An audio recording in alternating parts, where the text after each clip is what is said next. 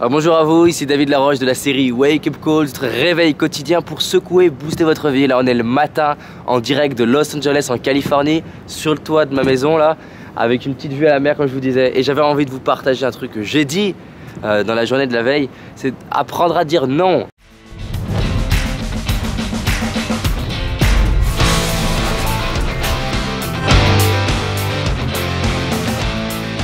Apprendre à dire non aux opportunités, apprendre à dire non aux gens, apprendre à dire non aux projets, apprendre à dire non à ses propres idées. Pourquoi? Parce que plus vous réussissez et plus vous êtes aligné et plus vous êtes créatif et plus les gens vous reconnaissent comme quelqu'un de valeur, plus vous allez avoir des sources de distraction de partout, des possibilités de partir dans toutes ces idées-là, tous ces projets-là, avec toutes ces personnes-là. Et donc plus ça avance, plus le paradoxe c'est qu'il y a des possibilités de s'éparpiller et de mettre l'énergie au mauvais endroit. Au début, si j'ai pas d'idées et pas connu, pas de personnes qui me connaissent, et ben à la limite mon challenge il est pas dans le fait d'apprendre à dire non, il est déjà d'apprendre à dire oui à la vie. Mais une fois que j'ai dit oui suffisamment à la vie, c'est apprendre à dire non, non à ces personnes-là, non à ce projet-là, non à cette tâche-là. Et c'est souvent dur. Mais si j'en suis là aujourd'hui, c'est parce que j'ai appliqué ce conseil de mentors comme Darren Hardy qui m'ont inspiré.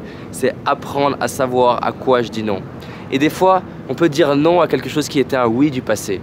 Un projet qui était génial l'année dernière peut s'avérer non pas génial, mais moins génial qu'un autre projet.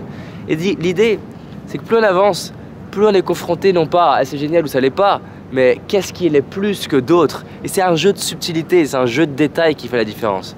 Et donc, c'est là-dessus que je voudrais vous inviter de réfléchir. Est-ce qu'il y a des choses à lâcher dans votre vie en termes de rencontres, en termes d'amis, en termes de façon de manger, en termes de lecture, en termes de projets, en termes d'idées, en termes de voyages, en termes d'activités récurrentes, en termes de rituels le matin, en termes de pensée, en termes de dépenses sur l'argent, en termes de temps consacré, en termes de projets, en termes de, si vous avez une plus grosse entreprise, en termes de sous-projets ou en termes même de filiales ou en termes de pays. Est-ce qu'il y a des choses à quoi dire non?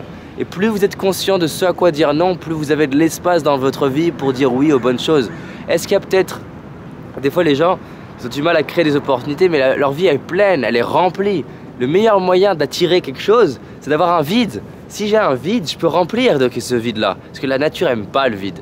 Et donc, c'est un peu comme le dressing d'une femme. Si je vide le dressing d'une femme, il est vite rempli, parce qu'elle va le remplir. Ma mère, elle avait changé de maison, son dressing était plus grand, elle a dit « Ah, enfin, j'ai de la place ». Mais 6 mois après, il était plein. Et alors là, je prends les femmes, mais c'est pareil pour les hommes, soit dans le même domaine, soit dans d'autres domaines. C'est vraiment là, vous, à quoi vous avez envie de dire non? Enfin, à quoi, pas vous avez envie, mais à quoi c'est important de dire non pour commencer à créer de l'espace? Peut-être de dire non à certaines soirées et plutôt oui à d'autres soirées, parce que dans ce genre de soirée-là, vous avez plus de chances de rencontrer les personnes que vous voulez. Peut-être dire non à Facebook des fois parce que ça prend trop de temps, peut-être dire non au sucre parce que ça bouffe votre énergie et que c'est montré que ça vous rend addict.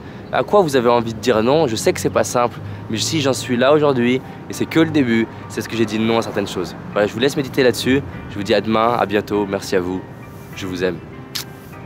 Et toi aussi j'espère que tu t'aimes. Ouais, je t'ai tutoyé, désolé. À bientôt.